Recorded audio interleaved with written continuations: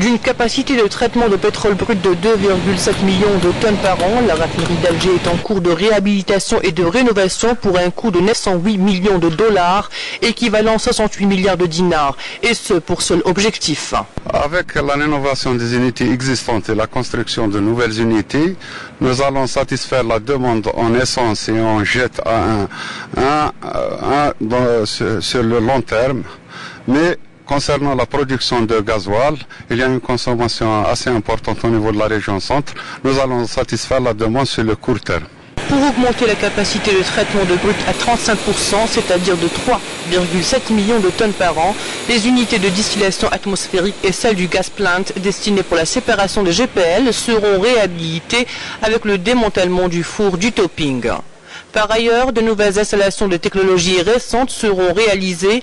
L'unité MS Block est destinée pour la production d'essence aux normes européennes, Euro 5, et pré-traitera le naphtha au niveau de nouvelles unités de reforming et d'isomérisation. Cette nouvelle unité de RFCC, elle permet de craquer le fuel qui est actuellement exporté. Sa capacité, elle est de 1 million de tonnes par an.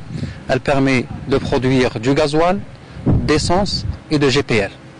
La quantité de gasoil produite sera de 360 000 tonnes par an, celle d'essence est de 340 000 tonnes par an. Ce projet d'adaptation comprend également la réhabilitation des utilités existantes et l'installation de nouvelles, telles une centrale électrique de 31,5 MW, la modernisation du réseau d'électricité et de l'instrumentation. Nous avons une unité de traitement des effluents qui sera installée. Donc elle va répondre aux spécifications et aux normes internationales en matière d'environnement. Et afin d'accompagner la mise en marche de toutes ces nouvelles unités de haute technologie, la raffinerie d'Alger a misé sur la formation.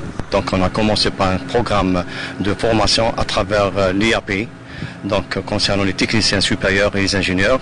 Et aussi on a recruté des ingénieurs qui se trouvent sur site actuellement au niveau de réhabilitation.